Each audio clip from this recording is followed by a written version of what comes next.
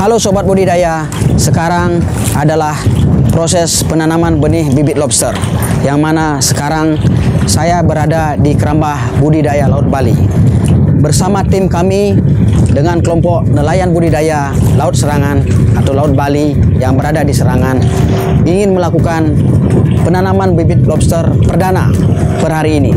Kami pun tidak lupa mengundang para pemegang kebijakan seperti KKP, Dinas Provinsi Kelautan, Polairut, Angkatan Laut, dan lain-lain. Tujuannya adalah untuk membuktikan bahwa apa yang kami lakukan sesuai dengan peraturan perundang-undangan, sehingga budidaya ini menjadi contoh satu-satunya budidaya yang benar sesuai dengan aturan.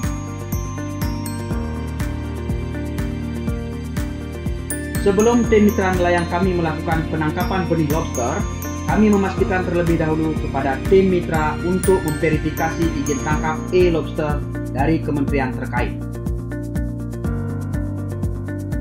Setelah itu, nelayan kami melakukan penangkapan benih lobster di sekitar Kerambah yang berjarak kurang lebih 1 km. Tim nelayan kami pun telah berhasil menangkap beberapa ribu benur lobster. Dan setelah 3 malam, nelayan kami pun menyetor bibit untuk dimasukkan atau ditanam ke kerangkeng ukuran kecil.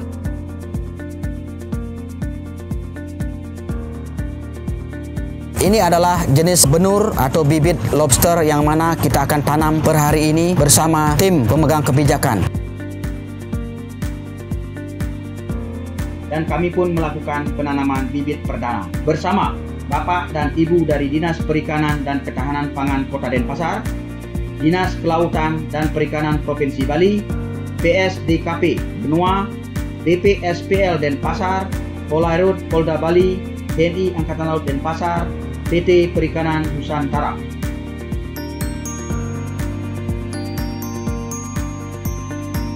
Karena sebelumnya pada saat penanaman uji coba dan tes lokasi sudah berhasil dengan bibit hanya 100 ekor, dan pada penanaman perdana 1 hari full kita tanam kurang lebih puluhan ribu ekor, agar semua kerangkeng pembenihan terisi maksimal atau penuh dan semua penanaman benih ini bisa berhasil.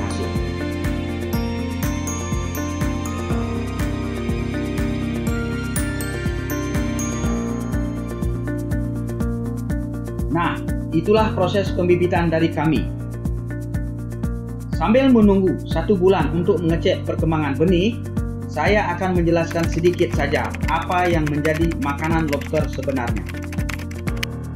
Ada beberapa macam pokok makanan lobster, yaitu jenis kerang-kerangan seperti jenis kerang pada gambar berikut. Kerang yang paling disukai adalah kerang hijau, green mussel, dengan nama latin Perna viridis.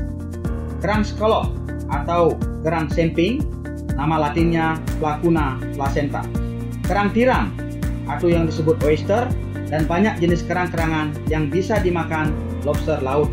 Tetapi harus hati-hati juga karena ada 6 spesies kerang yang dilindungi undang-undang yang tidak boleh ditangkap dari ribuan spesies yang ada di perairan laut Indonesia, yaitu Nautilus pompilus atau yang disebut dengan kerang coklat, Triton charonia yang disebut dengan kerang trompet, Cassis cornuta yang disebut dengan kerang kepala kambing, Crocus niloticus yang sejenis dengan kerang tolak merah, Turbomamoratus yang disebut dengan batu laga, dan satu famili Tridacna maxima atau Tridacna cae yang disebut dengan semua jenis kerang kimak.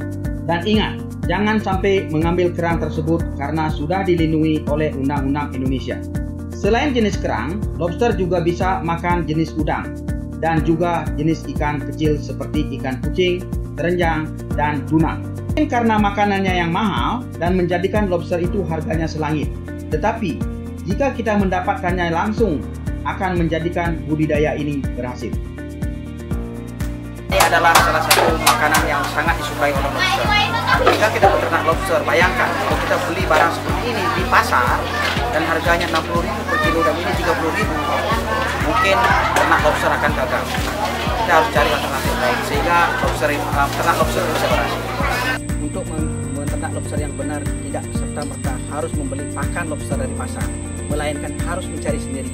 Bersama tim kami, kami punya teman-teman, para nelayan dan para yang ada di bawah ini untuk mencari pakan lobster, yaitu jenis kerang. Ada satu spesies kerang yang disukai oleh lobster, yaitu jenis kerang oyster.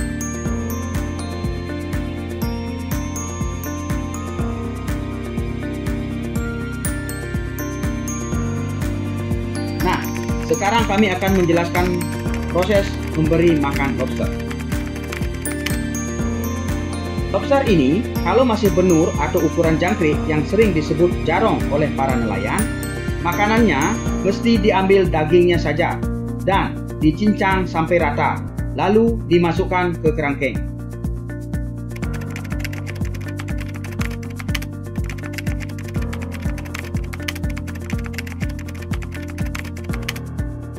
Setelah 2 minggu, perkembangan benur lobster akan tampak seperti ini.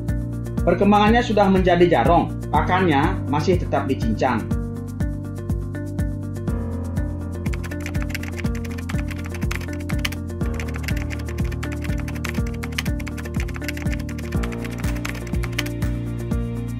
Ini adalah benih yang kita tanam 1 bulan yang lalu dan sekarang sudah berkembang dengan pesat. Ini berarti menunjukkan bahwa tempat dan lokasi yang kita pilih sangat benar untuk budidaya. Karena apa? Karena terjadi perkembangbiakan yang sangat bagus. Semoga kedepannya kita bisa menanam benih yang lebih banyak lagi sehingga reproduksi daripada benih pembibitan atau budidaya lobster ini berhasil.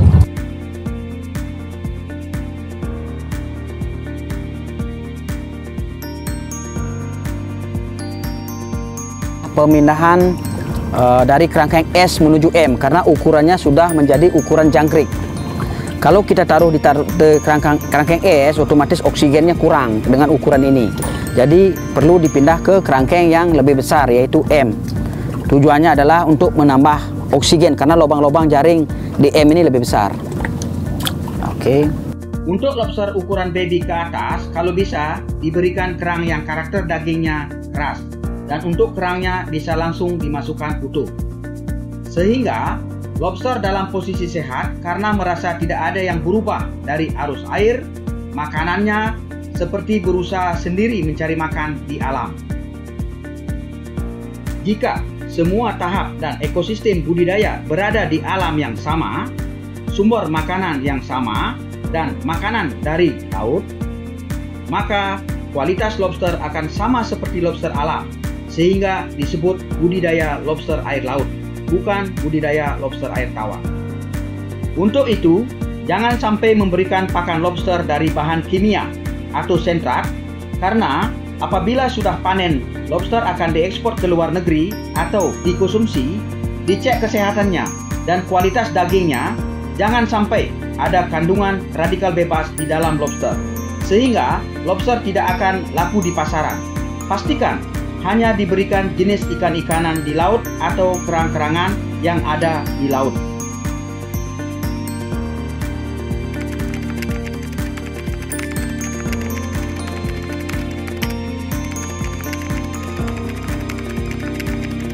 Sekarang kita dalam tahap proses pemeliharaan.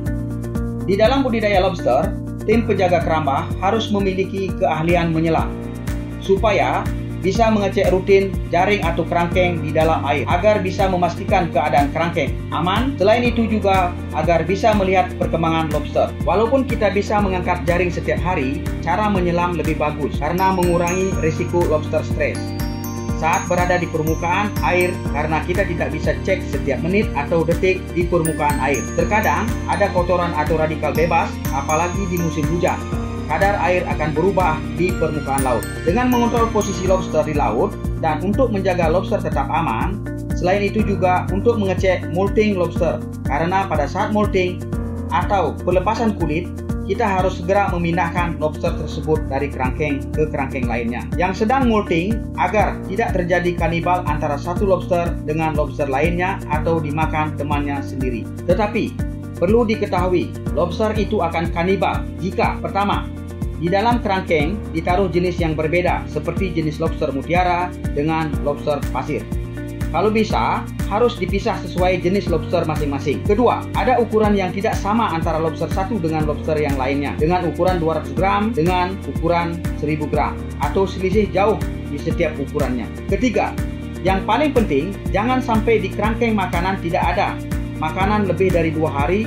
Di kerangkeng mesti ada stok ekstra makanan yang melimpah, sehingga lobster tidak makan temannya. Dan terakhir, yang paling bagus adalah di sekelilingnya mesti ada ikan-ikan kecil yang masuk ke kerangkeng secara alami, sehingga lobster bisa beradaptasi mencari makan sendiri. Tunggu video kami selanjutnya tentang pemeliharaan dan pembesaran lobster sampai panen melimpah dari budidaya Laut Bali. Terima kasih kami ucapkan kepada pihak yang mendukung segala proses pembibitan lobster.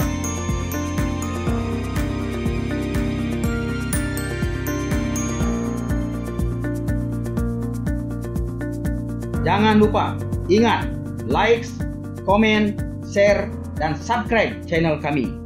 Kami akan memberikan video-video yang menarik untuk berikutnya.